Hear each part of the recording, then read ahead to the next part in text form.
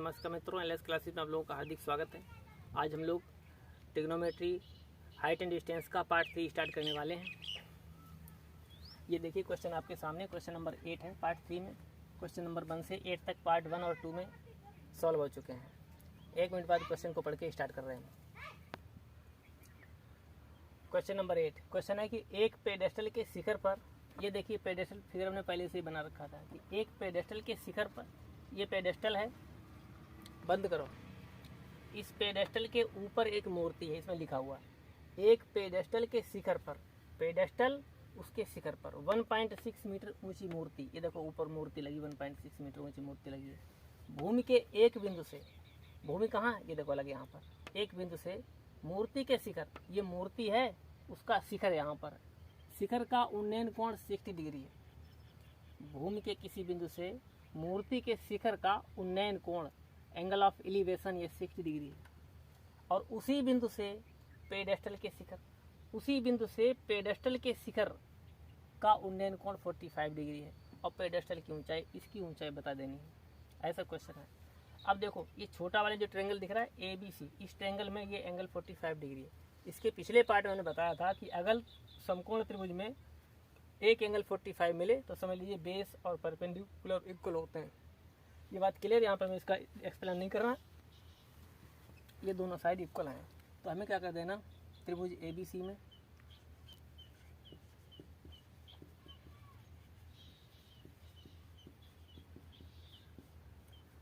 Formula लगाते हैं, tan 45 degree equal to h upon x, perpendicular upon base. और tan 45 की वैल्यू होती 1 equal to h upon x। तो यहाँ से हमने देखा h और x इक्वल हैं। पूरे ट्रायंगल में लगाते हैं फार्मूला ABD में, इन ट्रायंगल ABD पूरे ट्रायंगल में, तब क्या हो जाएगा, tan अब की बार 60 degree, total height perpendicular upon base, अब की बार परपेंडिकुलर टोटल है BD, मतलब 1.6 मीटर ऊपर और प्लस नीचे h अपान बेस, ये बेस कितना है x, हम x लिखें या h लिखें क्योंकि दोनों इक्वल हैं। x लिखना ही नहीं, हम तो सीधे 1.6 प्लस h अपान x नहीं लिखेंगे, h ही लिखेंगे क्योंकि h और x हैं तो इक्वल, हमें उसी h की वैल्यू निकालनी है। तो tan 60 इधर है, tan 60 मतलब √3, इसे रेज, तो ये रेज हो गया। तो इधर जो tan 60 था, tan 60 की वैल्यू होती √3, इसके अपान 1 हमने कर लिए, और ये लिखा 1.6 प्लस h अपान h, क्रॉस मल्टीप्लाई कर दें तो √3h equal to 1.6 plus h को इस तरफ लाए तो √3h minus h equal to 1.6, h common कर लिया तो √3 minus 1 equal to 1.6, h equal to 1.6 upon √3 minus 1, conjugate multiply करे दे रहे तो √3 प्लस 1 का ऊपर और √3 प्लस 1 का इधर मल्टीप्लाई कर दिया, क्या हो जाएगा 1.6, √3 की वैल्यू होती 1.732, इसको √3 प्लस 1 ही रहने देते हैं, अपान आइडेंटिटी लगाएंगे तो 3 माइनस 1 मतलब 2 आ जाएगा, यहाँ पर 2 से काट दीजिए 0.8, तो ये आ गया 0.8 इंटू √3 प्लस 1। इतना आंसर छोड़ सकते हैं, इसे थोड़ा सॉल्व भी कर सकते हैं। h इक्वल टू 0.8 तो बाहर लिखा, √3 की वैल्यू 1.732 होती है, और उस 1.732 में 1 को और ऐड कर देना तो हो जाएगा 2.732। और अब इसका मल्टीप्लाई करते हैं तो 8 दूनी 16, 1 8 3 24, 1 25, 8 7 56, 2 58, 5 8 दूनी 16, 5 21, 3 और 1 4, 2.1856। तो h की वैल्यू 2.1856 निकली। सभी डिस्टेंस जो है मीटर में है, तो ये भी मीटर में हो गया। 2 डिजिट तक आंसर इनफ होता है, तो हम कह सकते हैं पेडेस्टल की हाइट कितने के लिए 2.18 मीटर, है ना। तो लिख देंगे पेडेस्टल की height is equal to 2.18 metre, answer. अच्छा, देखते हैं क्वेश्चन नंबर 9। क्वेश्चन नंबर 9 है, एक मीनार के पाद बिंदु से एक भवन के शिखर का उन्नयन कोण। इसका मतलब एक भवन है, एक मीनार है। अब देखते हैं कि भवन ऊंचा है या मीनार ऊंची है। एक भवन के शिखर का उन्नयन कोण 30 डिग्री है और भवन के पाद बिंदु से मीनार के शिखर का उन्नयन कोण 60 डिग्री है। तो जिसका उन्नयन कोण एंगल ऑफ एलिवेशन ज़्यादा है वही ज़्यादा ऊंचा होगा। तो मीनार और भवन, ऐसे पढ़ते हैं क्वेश्चन के एक बार फिर से। एक मीनार के पाद बिंदु से, मीनार का पाद बिंदु यहाँ पर नीचे वाला पॉइंट से एक भवन के शिखर का उन्नयन कोण 30 डिग्री है। ऐसे देखो, ये 30 डिग्री, ठीक। और भवन के पाद बिंदु से, भवन के नीचे वाले पॉइंट से मीनार के शिखर का उन्नयन कोण 60 डिग्री है। मीनार के शिखर का उन्नयन कोण 60 डिग्री है, एंगल ऑफ एलिवेशन 60 डिग्री है। यदि मीनार 50 मीटर ऊंची हो, ये मीनार की जो हाइट है वो कितनी है 50 मीटर, तो भवन की ऊंचाई बताइए, बस ये वाली हाइट बता देनी। अच्छा, नाम डाल दें इसका, ए बी भवन है,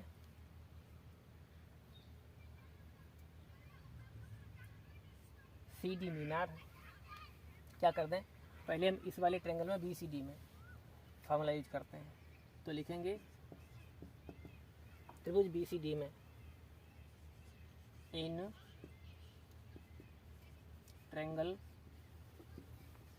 बी सी डी, इधर वाले ट्रायंगल में लगा दें फार्मूला tan कितना 60 degree is equal to perpendicular upon base, मतलब 50 अपान BC।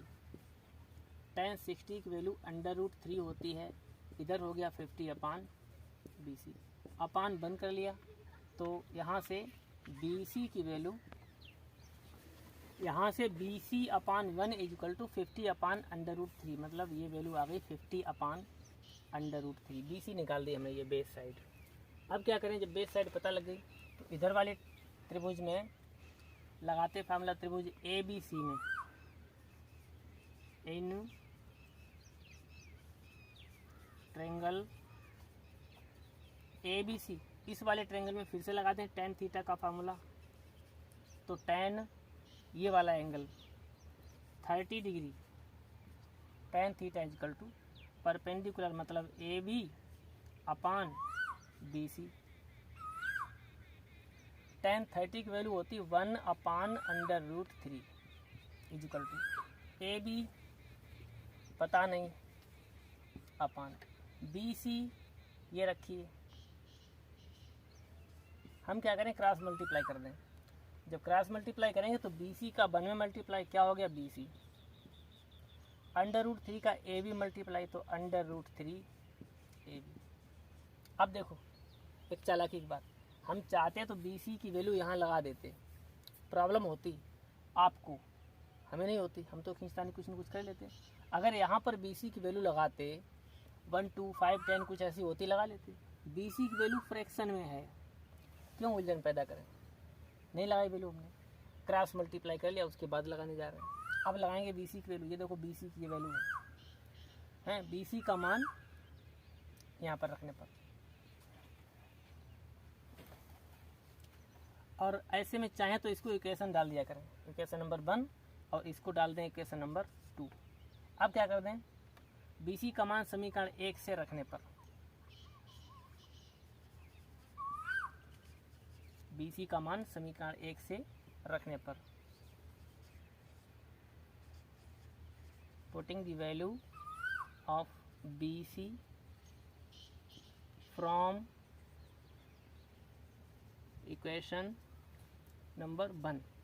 तो इस 1 से BC की वैल्यू कितनी है 50 upon √3 is equal to √3 AB।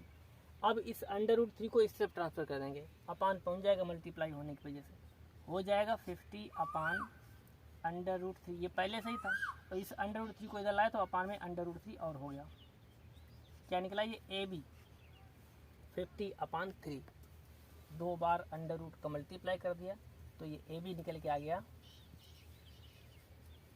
AB equal to 50 upon 3। और इसको अगर सॉल्व करेंगे तो 3 एकम 3, 2 20, 3 छक्का 18, फिर 2 बचे 16.6 मीटर। तो ये AB मतलब भवन की ऊंचाई 16.6 मीटर ये निकल के आ गई। ये भवन की ऊंचाई हाइट आंसर हो गया आपका।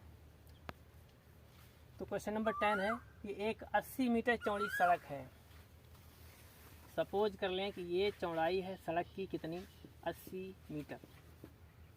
ठीक है, एक 80 मीटर चौड़ी सड़क के दोनों ओर आमने सामने समान लंबाई वाले 2 खंबे लगे हुए हैं। मतलब एक इधर खंबा लगा है और एक इधर खंबा लगा है, समान लंबाई के 2 खंबे लगे हुए हैं। इन दोनों खंभों के बीच सड़क के एक बिंदु से, इन दोनों खंभों के बीच, इधर का खंबा इधर खंबा, इन दोनों खंभों के बीच में सड़क के एक बिंदु से, मतलब सड़क पे ही किसी बिंदु से खंभों के शिखर के उन्नयन कोण क्रमशः 60 और 30 डिग्री है। सड़क पर कोई एक पॉइंट अगर हम सपोज कर लें, ये सपोज कर लिया मान लीजिए, इस वाले पॉइंट से पहले खंभे पर उन्नयन कोण देखें, मतलब एंगल ऑफ एलिवेशन देखें तो 60 डिग्री है। दूसरे खंभे पर एंगल ऑफ एलिवेशन देखें तो 30 डिग्री है।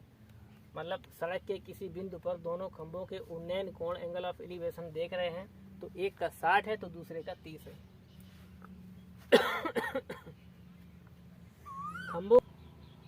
खंभों की ऊंचाई, ये दोनों खंभे हैं, इनकी ऊंचाइयां बतानी है। चलो हम इनको H सपोज करेंगे, नहीं मालूम तो H मान लें। ऊंचाई और खंभों से बिंदु की दूरी ज्ञात करिए। मतलब इस वाले खंभे से इस बिंदु की दूरी कितनी है, इस वाले खंभे से इस वाले पॉइंट की दूरी कितनी है। यहाँ पर अपनी मर्जी होती कि टोटल दूरी तो 80 मीटर है, लेकिन हमें नहीं मालूम कि इधर वाले खंभे से ये दूरी कितनी है और इधर वाली दूरी कितनी है। तो इनको हम क्या करते हैं, अगर इस वाली डिस्टेंस को x मान लेते हैं तो इधर वाली हो जाएगी 80 - x। अगर इधर को x मान लेते तो ये 80 - x हो जाएगी। अपनी मर्जी से कोई से एक सपोज कर सकते हैं हम इस तरीके से। तो हम पूरे को 80 हटा करके ऐसे इसे 2 पार्ट में कर ले रहे, एक को x दूसरे को 80 - x, क्योंकि 80 मीटर टोटल दूरी है। कुछ लोग कन्फ्यूजन में x - 80 कर देते हैं, भूल जाते हैं कि 80 - x बची कि x - 80 बची। टोटल डिस्टेंस जो 80 है, तो तरीका यही है कि टोटल डिस्टेंस 80 है, एक तरफ की x है तो दूसरे तरफ वाली क्या है, x - 80 ये ठीक है, या फिर 80 - x ठीक है। इसकी जुगाड़ है। जुगाड़ क्या है कि अगर आप जो पहले सपोज किया वो और दूसरी वाली दोनों को ऐड करो, 80 आनी चाहिए। तो देखो आप इन दोनों को, ऊपर वाले को इससे अगर ऐड करेंगे तो -x + x कट जाएगा, 80 रह गया। लेकिन अगर इसको देखा जाए तो ये 80 नहीं बचा। इसका मतलब ये नीचे वाला गलत है, ऊपर वाला सही, तो ये सही वाला रखते हैं हम लोग,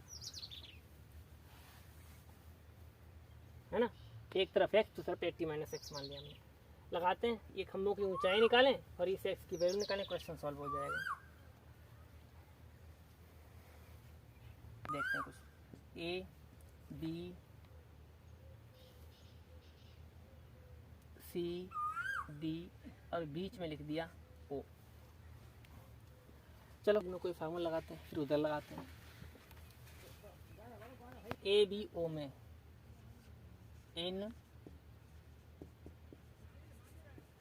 ट्रायंगल ABO, इस वाले त्रिभुज में फार्मूला क्या लगा सकते हैं, परपेंडिकुलर और बेस मतलब tan थीटा। तो लगा दिया हमने tan 60 degree equal to AB मतलब H/x, जो tan 60 की वैल्यू √3 होती है, तो ये H/x हो गया। इसका क्रॉस मल्टीप्लाई करें तो H इक्वल टू √3x, इतना हो गया। यहाँ से कुछ भी नहीं निकल पाया, ना तो x की वैल्यू ना h की वैल्यू, क्योंकि h x के टर्म में है और x h के टर्म में। हमें न्यूमेरिक वैल्यू निकालनी, आंकिक मान निकालना है। उधर वाले ट्रायंगल में फार्मूला लगाते हैं, शायद वहाँ से कुछ निकल आए। उधर वाले लगाते हैं त्रिभुज OCD में इन ट्रायंगल OCD, उधर वाले ट्रायंगल में जब वही फार्मूला लगाएंगे, परपेंडिकुलर अपान बेस मतलब tan थीटा, तो लिख देंगे tan 30 degree equal to H/, ये वाली डिस्टेंस है 80 - x, 80 माइनस एक्स। tan 30 की वैल्यू होती है 1/√3 is equal to h upon 80 minus x. Cross multiply कर लें, हमें निकालना क्या है, एक्स भी निकालना है और एच भी निकालना है। क्रॉस मल्टीप्लाई करते हैं, उसके बाद देखते हैं। तो 80 माइनस एक्स इसका इसमें मल्टीप्लाई हो गया इज इक्वल टू √3 का एच में, तो √3 इंटू एच। अब एच की वैल्यू √3x है, इसी को लगा दे रहे हैं। तो क्या करते हैं, एच की वैल्यू इक्वेशन नंबर 1 से एच की वैल्यू इक्वेशन नंबर 2 में रखने पर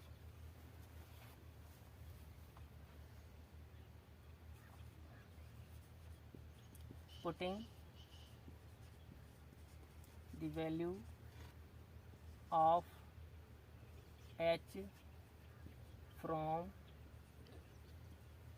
इक्वेशन 1, समीकरण 1 से एच का मान समीकरण 2 में लगाने पर लगाते तो आ गया 80 minus x is equal to √3, क्या बचा एच, और एच की वैल्यू कितनी है √3x।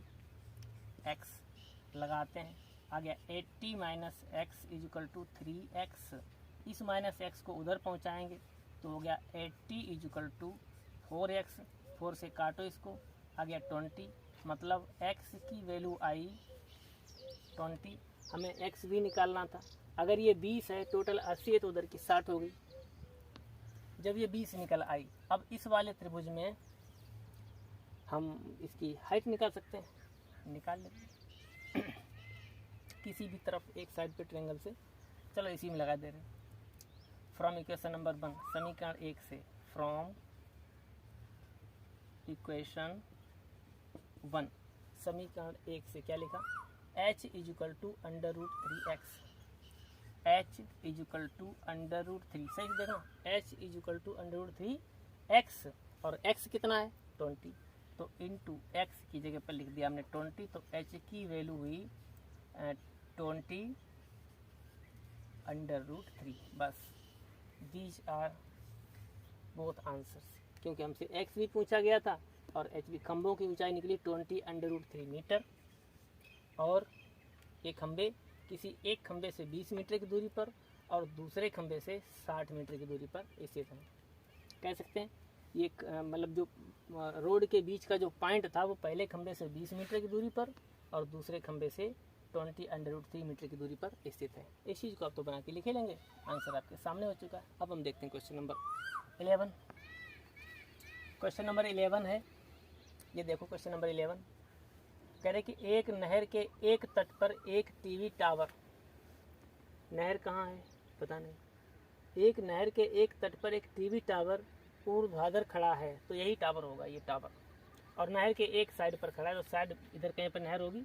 ये टावर है, टीवी टावर है, और नहर के किसी एक साइड पर खड़ा, हो सकता है ये नहर हो या फिर आगे हो। देखते हैं, टावर के ठीक सामने दूसरे तट के एक अन्य बिंदु पर, टावर के ठीक सामने दूसरे तट के, देखते हैं तट ये होता कि ये एक अन्य बिंदु से टावर के शिखर का उन्नयन कोण 60 डिग्री है। हाँ, तो इसका मतलब यहाँ से यहाँ तक के बीच में पानी है, नहर है, एक सिरा ये है नहर का और दूसरा सिरा ये है, और यहाँ से टावर के शीर्ष पर उन्नयन कोण 60 डिग्री है, एंगल ऑफ एलिवेशन 60 डिग्री है।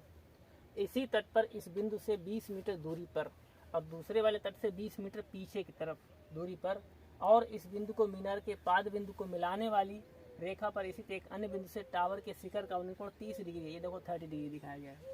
टावर की ऊंचाई और नहर की चौड़ाई ज्ञात करिए। हमें टावर की ऊंचाई ए बी निकालनी है। हमें सॉल्व करना है क्या, टावर की ऊंचाई ए बी, ये क्वेश्चन है हमारे सामने, और नहर की चौड़ाई बी सी, ये क्वेश्चन है हमारे सामने। तो देखो शुरू करते हैं क्वेश्चन को सॉल्व करना। बड़ा अच्छा क्वेश्चन है। देखो यहाँ पर 30 डिग्री एंगल है, फिर 60 डिग्री एंगल हो गया। कभी भी ऐसा क्वेश्चन आपके सामने आए, इस बार बोर्ड एग्जाम में 20 क्वेश्चन आपके ऑब्जेक्टिव आने वाले हैं, वहाँ पर ये ट्रिक जो है तुम्हें बहुत काम आएगी।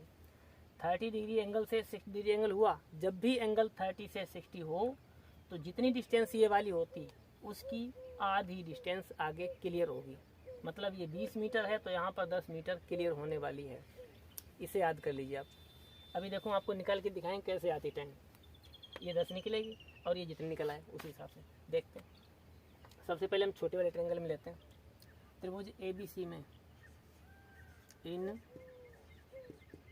ट्रायंगल ABC लगा दें इसमें formula tan 60 degree is equal to perpendicular upon base मतलब AB अपान BC। tan 60 की वैल्यू होती है √3 is equal to AB upon BC। यहाँ से हम क्रॉस मल्टीप्लाई कर दें तब AB इजकल टू √3 BC इतना निकला है यहाँ से। इसको यहीं छोड़ दें। अब पूरे ट्रायंगल में हमने कहा कभी भी हम ट्रायंगल ACD नहीं ले सकते क्योंकि यहाँ पर कोई भी एंगल 90 डिग्री नहीं है। समकोण त्रिभुज को ही यूज करना हमें हाइट एंड डिस्टेंस में। पूरा त्रिभुज लेते हैं, त्रिभुज ABD, तो लिखेंगे इन ट्रायंगल ABD लगा दें इसमें tan 30 degree is equal to AB upon total कितना है, टोटल नीचे B से D तक है कितना 20 और प्लस BC 20 प्लस BC।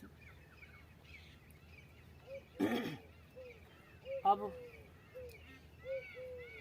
क्या करें, इधर देख लेते हैं। tan 30 की वैल्यू 1 अपान √3 होती है। AB की वैल्यू ये देखिए है ना, AB की वैल्यू कितनी है √3 BC। देखो AB इजकल टू √3 BC। क्या इस AB की जगह पे वैल्यू लगा दें, लगा दे रहे √3 BC अपान 20 प्लस BC। और चाहे तो यहाँ पे लिख सकते हैं कि AB की वैल्यू रखने पर putting the value of AB यहाँ पर लिख सकते हैं। चलो लिखे दे रहे putting the value of AB। चलिए क्रॉस मल्टीप्लाई कर लेते हैं। इसका इधर मल्टीप्लाई करेंगे तो √3 और √3 हो गया 3 BC इजकल टू इसका इधर करेंगे 20 प्लस BC। इस वाले BC को इधर लाए जबकि ये 3 BC हैं, जब एक ये पीछे लौटी तो रही कितनी 2 BC इजकल टू 20। तो BC आया 10, 2 से काट दिया 10 आ गया। कौन सा BC, ये BC। यही बात तो हम बता रहे थे आपको। अगर ये ऑब्जेक्टिव क्वेश्चन होता, इतने ही क्वेश्चन आपको ऑब्जेक्टिव दिया गया होता, 20 क्वेश्चन इस बार ऑब्जेक्टिव आने वाले हैं, वहाँ पर इतना ट्रिक काम देगी।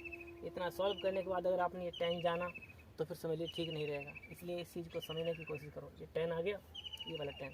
तो हमसे ये भी कहा गया था मीनार की चौड़ाई बताइए, मतलब पानी कितनी जगह पर चल रहा है, तो ये 10 मीटर चौड़ाई हो गई। एक आंसर तो ये हो गया आपका।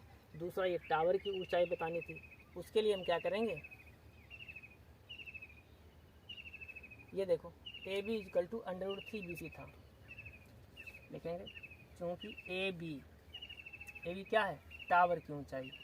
AB is equal to √3 BC। तो क्या हुआ, AB इजकल टू √3 और BC की वैल्यू कितनी है 10, तो AB आ गया 10 √3 मीटर। ये टावर की ऊंचाई होगी। बस यही क्वेश्चन का आंसर हो गया, ये दोनों आंसर हो गया। 11 कंप्लीट हो गया।